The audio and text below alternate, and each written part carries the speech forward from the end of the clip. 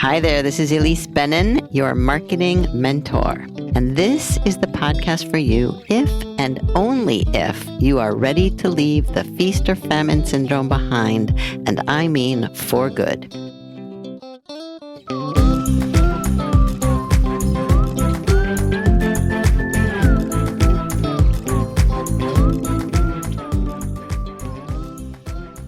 I'm doing something a little different today, and I have a feeling even my voice will sound different.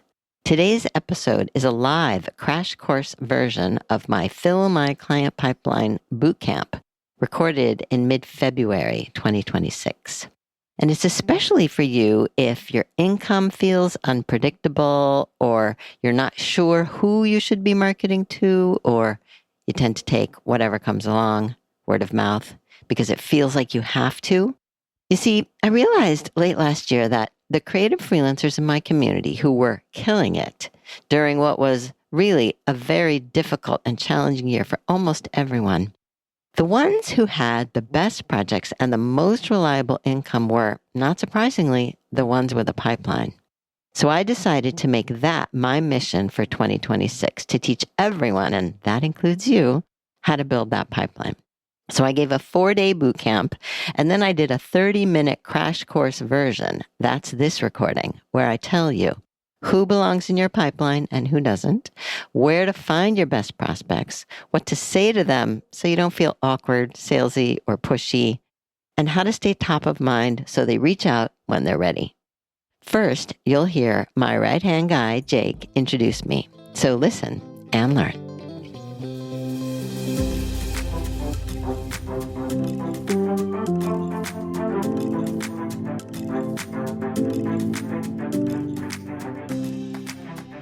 And without further ado, I want to welcome the one and only Elise Bennin. Elise, how are you? Take it away. Thank you so much, Jake. And I'm thrilled to have you here behind the scenes. I know you'll be answering questions.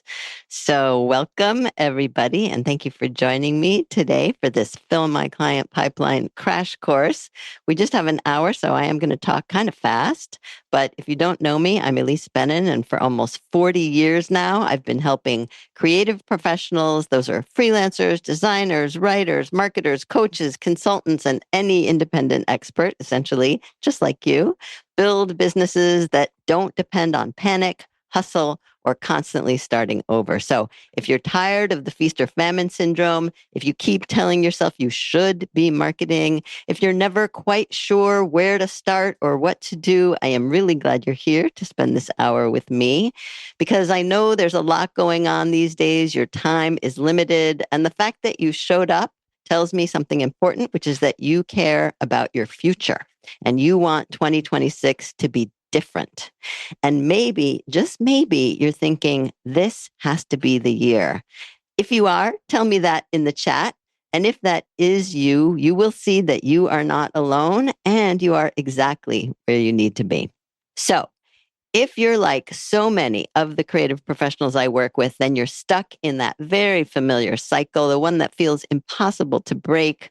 1 month, you're too busy to breathe. The next month, you're staring at your inbox, wondering where the next project will come from. Your income feels unpredictable. You're not totally sure who you should be marketing to. You tend to take whatever comes along because it feels like you have to.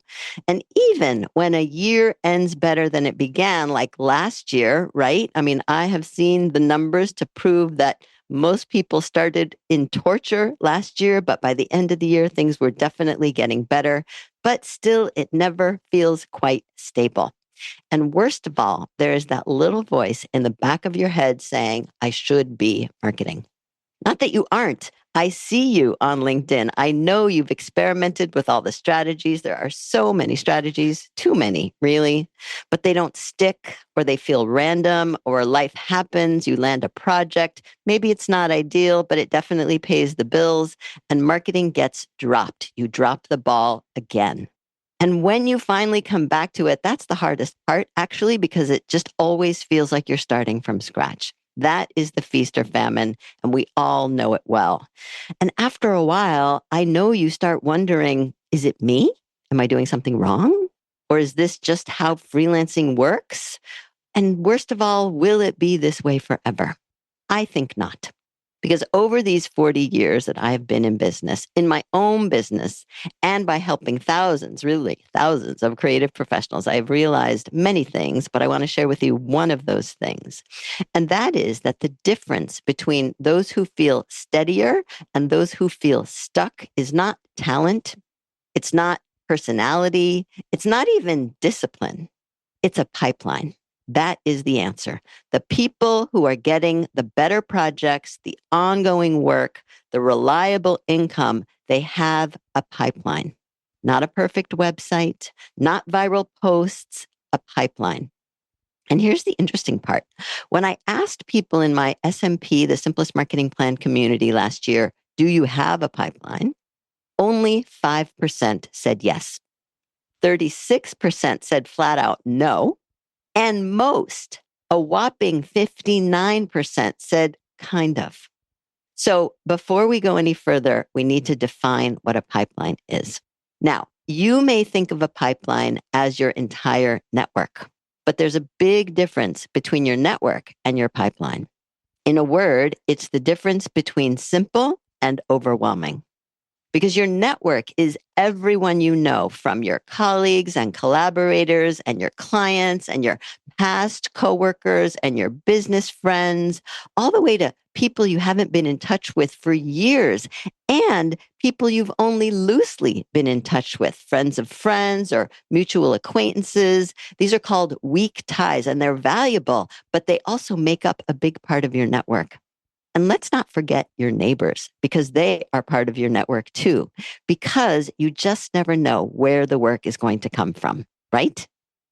You see, your network is big. It's bigger than you imagine.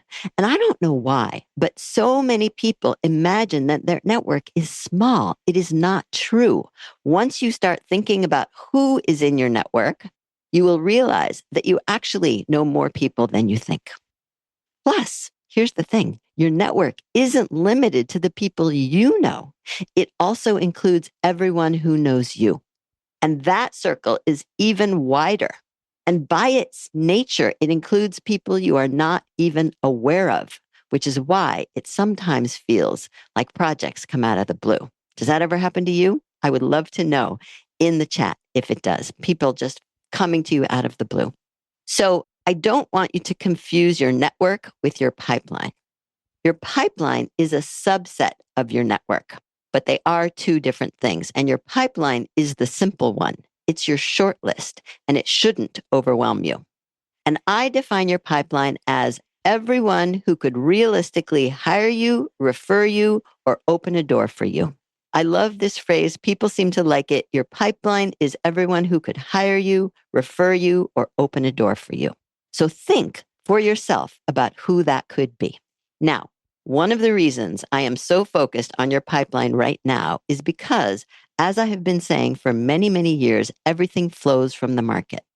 Marketing does not begin with what should I post? It begins with who do I want to help?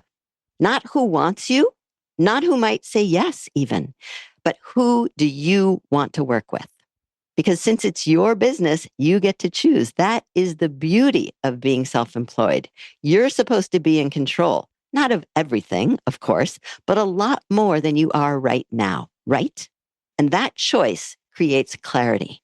And clarity eliminates guessing. So we start simply with 5 people, your 5 best prospects. That is your beginning.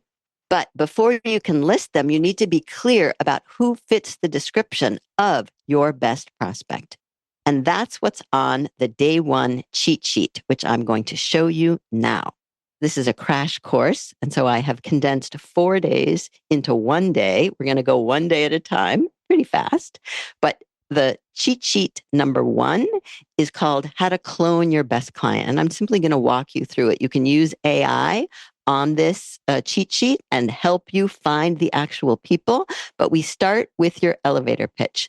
And so you can use this simple formula right here for your elevator pitch to give some context to the AI.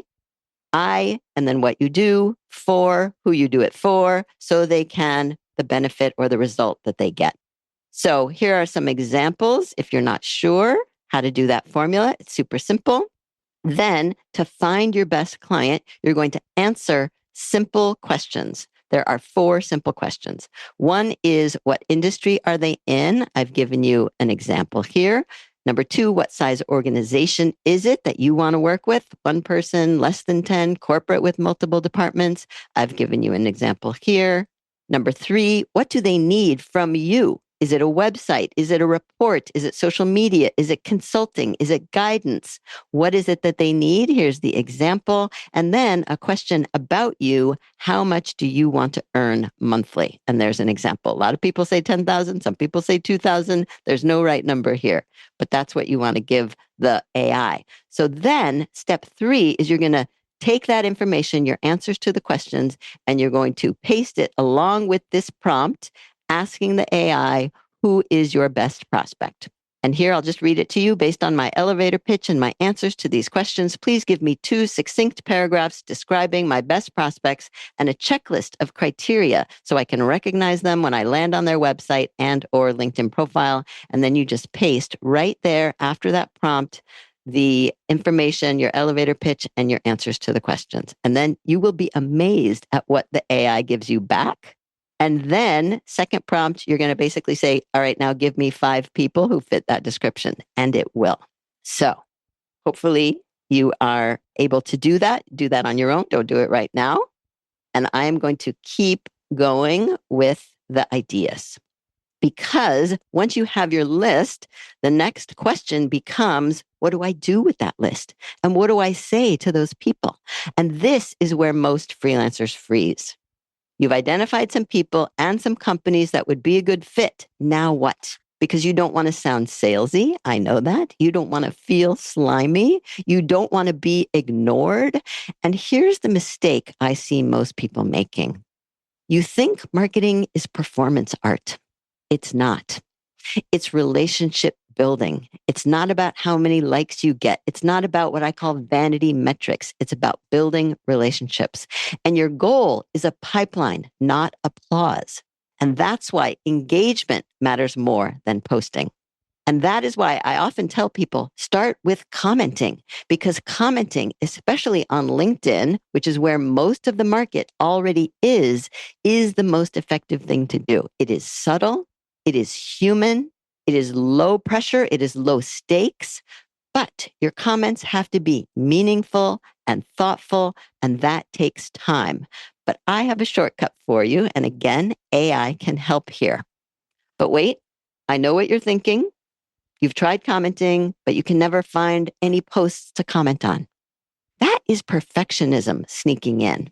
Because for our purposes, which is to get into a habit of commenting, there really isn't any right post to comment on. You're going to pick a post, any post, the first post in your feed, whether you know them or not. Or if you can't bring yourself to do that, I want you to pick the first person who is saying something you like or agree with, or simply have a positive human response to, which could be a disagreement. You can certainly disagree respectfully, but just remember that LinkedIn is not Facebook. So today I am sharing in cheat sheet number 2, 3 approaches to making a meaningful comment. First of all, please do not try to be clever or profound. That is way too stressful. Instead, I just want you to be real. I want you to be you. And basically what we have here is 3 approaches to making a meaningful comment. And the first one is what I call the agreement and why. So your comment could be something like, yes to this. I see this all the time when fill in the blank. Or 2, the reflection comment. This really resonated, especially the part about fill in the blank. And you take something from the post and you comment on something specific that was in the post that you like or have an opinion about. And then 3, because you probably know by now, I love questions. So I like the response that is a question, the curious question. And you can simply say, I'm curious. Have you noticed X when that happens? And then you can use AI, whether it's Artificial Elise or your favorite AI, and you basically take the post and this prompt, right? So here's the prompt, and it says, I want to make a meaningful comment on this post. Here are 3 approaches. Give me 1 for each. And then you paste the post and the 3 templates, right? So copy that, paste it with the post into the AI. It will give you 3 ideas to start with for making a meaningful comment. And then you're not going to just post that. You're going to tweak it. You're going to make it you. You're going to choose one and massage it a little bit so that it doesn't sound like a bot, because it shouldn't. It should be you and your meaningful comment. All right. So that is day 2. All right. So now when you comment thoughtfully on someone's post, you are not broadcasting. You are responding humanly. Again, it's human, very human. And that will become more and more important in the age of AI. And that response does something very powerful. It puts you on their radar, and it increases your profile views, and it builds familiarity, and it's outreach without the vulnerability of, hi, do you have any work for me? Right? Which feels horrible. And here's the key. You are not trying to get a client from a single comment, not land a project just because of one single comment, although it has been known to happen. What you're trying to do here is carve mental real estate in their mind and build trust little by little. And that compounds. So let's talk about compounding. And let me start by sharing a story about a good friend of mine. Her name is Maria, and she's a knitwear designer. And she also custom makes knit costumes for Broadway shows. And she told me over the weekend that she had earned $100,000 in 20 minutes. Now, of course, that sounded like the type of hype I really hate and very out of character for Maria. But when she explained what happened, I realized that she was describing compounding. You see, she's been building her network and refining her expertise for more than 40 years. In fact, that's how long I've known her. So I have seen her do this. And all of that has been compounding all this time to the point where she now has one big customer. She doesn't need more than that. It's a company everyone would recognize. And for one of their very popular shows, this company orders more than 50 pieces of one sweater at a time. And each sweater costs $1,800. So you do the math. Maria takes the order. She writes the specs. She tells her knitting team what to do. She doesn't do the knitting anymore, and she collects the money. And this customer just keeps ordering them for $1,800 each. And she said to me on Saturday, my ship came in. And I said, no, that's compounding. You may know compounding about money as it relates to money. It's when your money earns money over time. But you don't just grow growth. You don't just grow what you put in, you grow the growth. That is compounding.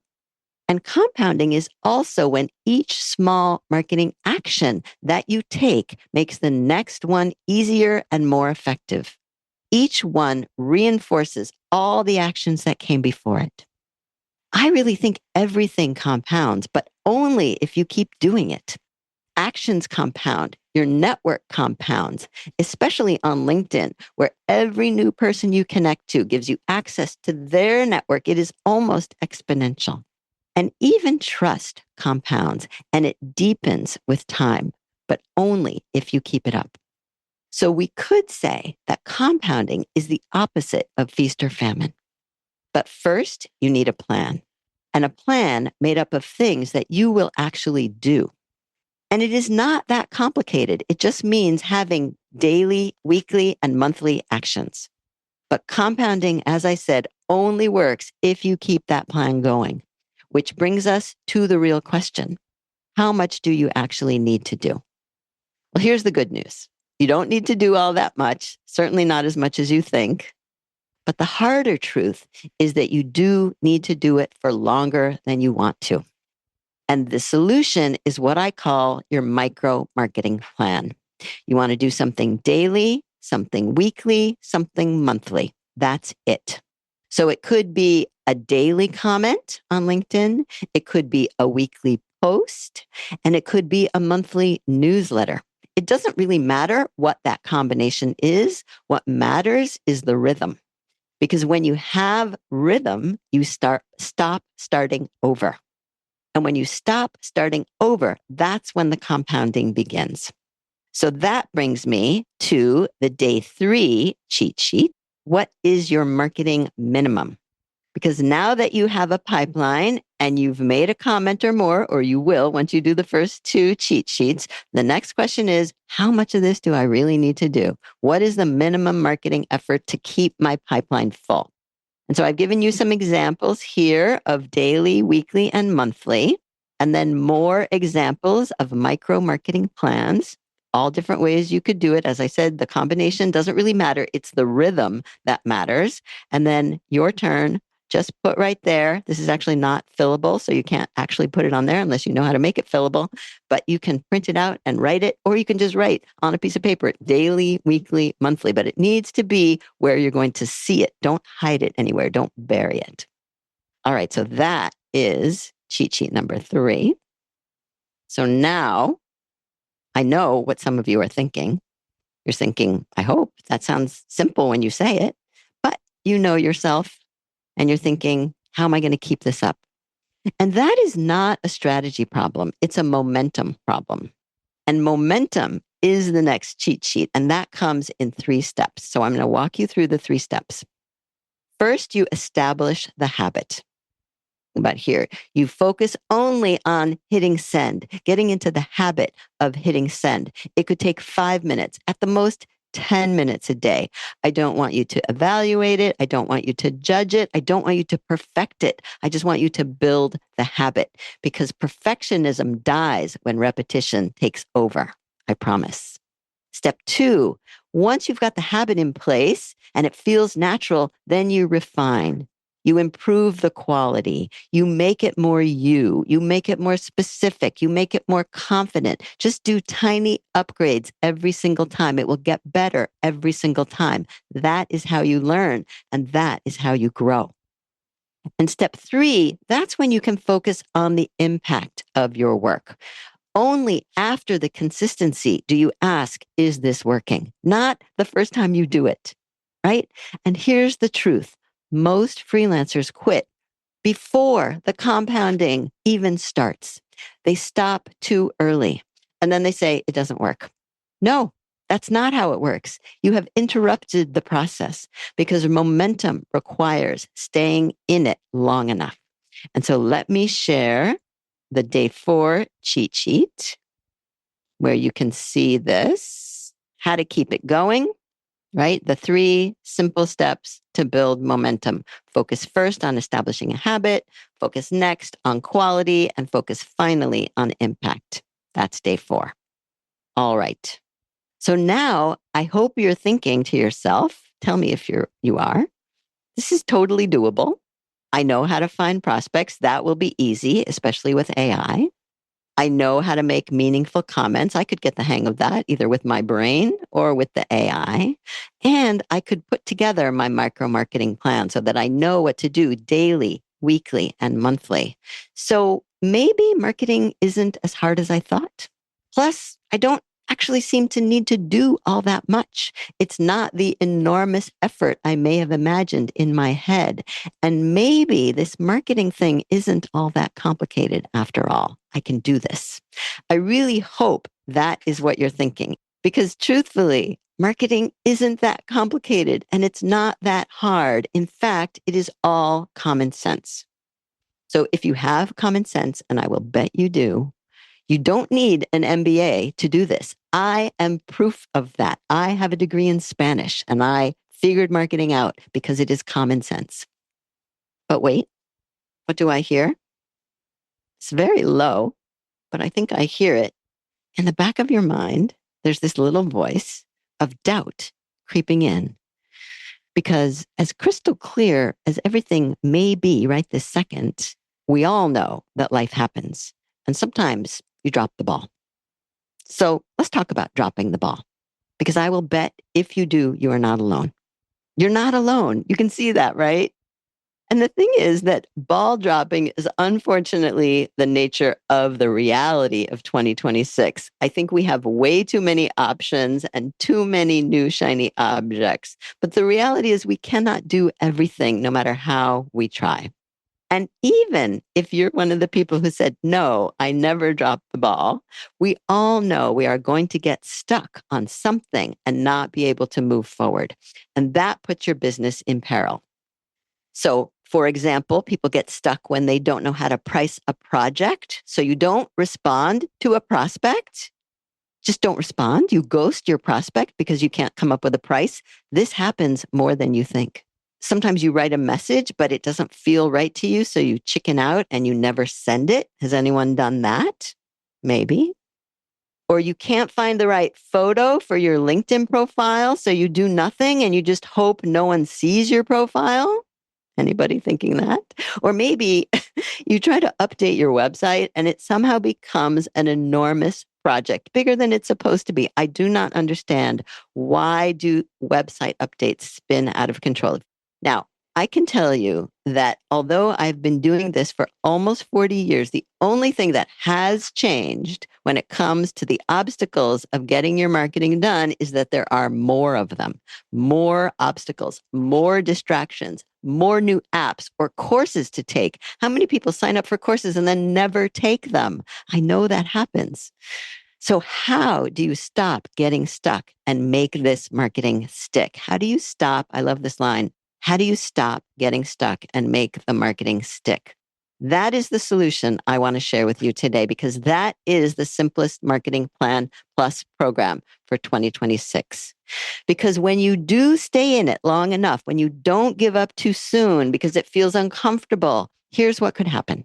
You open LinkedIn, there's a message from someone you've been engaging with. They already know who you are. They have a project for you and they want to talk about it. There's trust already there because you've built it in. And that is your pipeline at work. That is compounding. And that is when your business starts to feel steady, dependable, real. And maybe, just maybe, you stop wondering if you have a real business. That's the dirty little secret. A lot of people think, maybe my business isn't even real. But no, this is when you'll know that you do. So that's it. Yep, that's it. I cut it off there because that's when I went into my pitch. I asked permission to pitch first, of course. I always do. And they all said yes. So I shared all the details of what you get with the 2026 Simplest Marketing Plan and Plus program. If you want to know, you can find all the details and lots of free resources at marketing-mentor.com. Be sure to sign up for my quick tips too. They're free, so enjoy, and I'll see you next time.